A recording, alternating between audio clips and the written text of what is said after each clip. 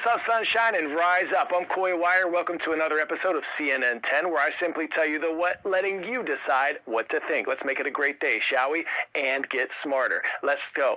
We begin today with some international landmarks we might need to add to our travel bucket lists. 26 new sites have been added to UNESCO's list of World Heritage Sites, a catalog of more than 1,000 places of outstanding value to all mankind. These important landmarks range from ancient archaeological sites to buildings to national parks that are rich in cultural significance, history, or simply natural beauty. Places like the Pyramids of Giza in Egypt, the Great Wall of China, the Taj Mahal in India, or the Great Smoky Mountains National Park in Tennessee. The folks in charge of this list are the World Heritage Committee, and every year they consider new sites to be nominated by host countries to inscribe or add as a UNESCO heritage site. Once on the list, a site is then marked as a protected zone, and conservation efforts are made to shield sites from over-tourism, climate change, and other factors that could cause damage. This year, West African nation Sierra Leone received its first acknowledgement, the Gola Tiwai Complex. The biodiversity hotspot includes a rainforest national park and an island wildlife sanctuary that's home to many species of elephants and hippopotami. Also joining the list this year are the 4 grand palaces of King Ludwig II, built in Germany's Bavarian region in the 1800s, including the Disney-like Neuschwanstein Castle. In the United Arab Emirates, a desert archaeological site that holds evidence of human activity from more than 200,000 years ago. And in Greece, a palace complex that served as a hub of daily activity for the Minoan civilization thousands of years ago. The palace contains examples of early writing, architecture, and art, and is being called a treasure trove of prehistoric Mediterranean culture. Pop quiz, hot shot. What is the first city in the world to record a population of 1 million people? London, New York, Rome, or New Delhi?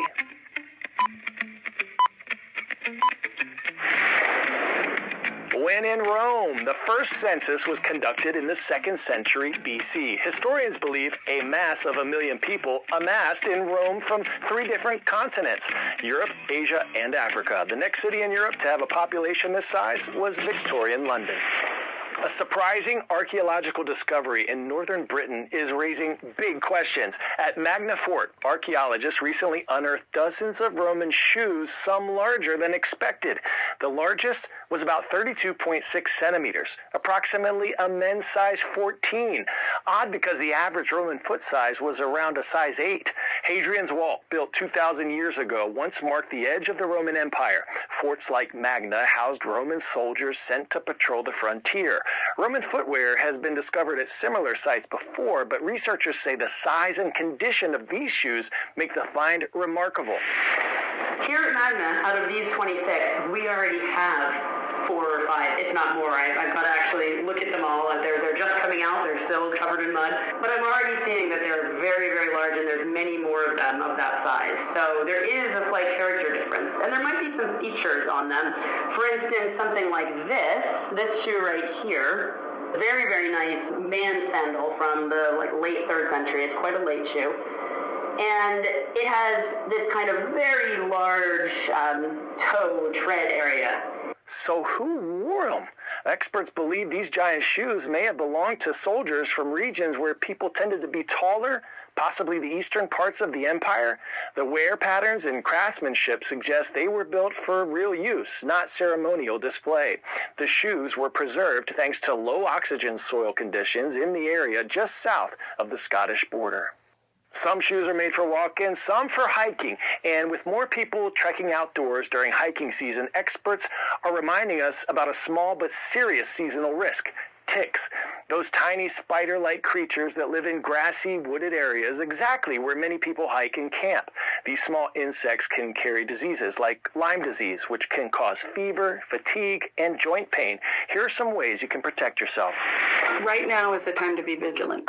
ticks, the bane of outdoor enthusiasts nationwide. We have new numbers that show up to 31 million people in the United States are bitten by them each year. And it's not only the creepy factor. These tiny parasites can cause some big-time illnesses. The Lyme disease is one most people have heard of, but depending on where you live, it might be ehrlichiosis, Wasm virus disease, Rocky Mountain spotted fever. And all of these things can be very serious. Different ticks transmit different germs. Those different ticks in different parts of the country at different times of year all determine your risk of getting an infection. And that's why Dr. Tom Mather and his Tick Encounter team at the University of Rhode Island offer Tick Spotters, where you can submit a picture of the tick to get expert guidance. They send a clear picture of the top side of a tick. I can tell them within 24 hours what kind of tick it is, what the likely risk is. Experts say next time you go on a hike or just to play in the yard, take precautions. And always do a tick check when you come inside. And if you do get bit, get the tick off as soon as possible. And if in a few days to weeks that you're feeling sick, it's important to remember that tick bite and go to the healthcare provider and talk about it. Over the summer, I had the opportunity to explore some of America's best places to visit on a CNN 10 field trip, if you will. I even got to meet some of you along the way, like in Bend, Oregon, the perfect little pocket to explore on just about any sort of outdoor adventure you can think of. Check it out. There's almost like this pressure to go outside and keep doing things. It's like we've got snow going on up in the mountains, but it's beautiful down here, so it's hard to go to work. You're like, I gotta go on a bike ride, or the mountain's got good corn snow, I've gotta go skiing. In Oregon's high desert, between the Cascade Mountain Range and Deschutes National Forest, is Bend, a picturesque outdoor lover's paradise where adventure always seems to be just around the bend.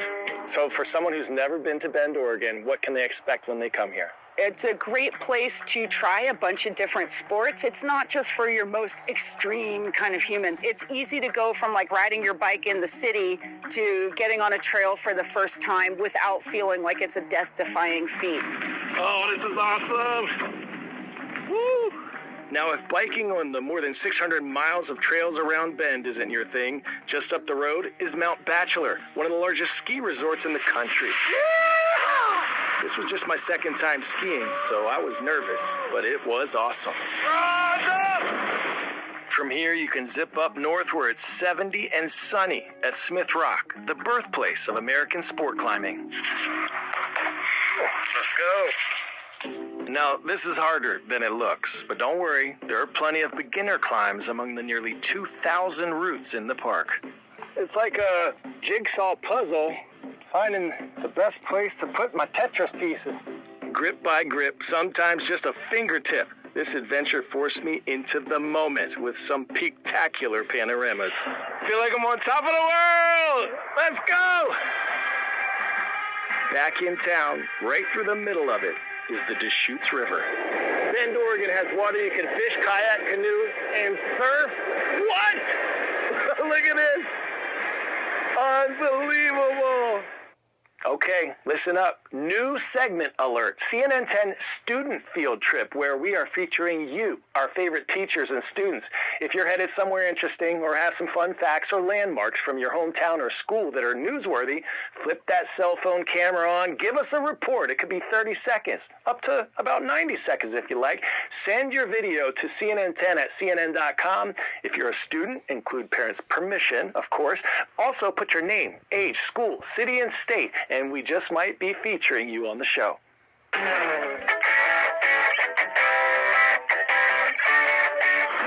Today's story getting a 10 out of 10 is... Man, this is Santos Vagos.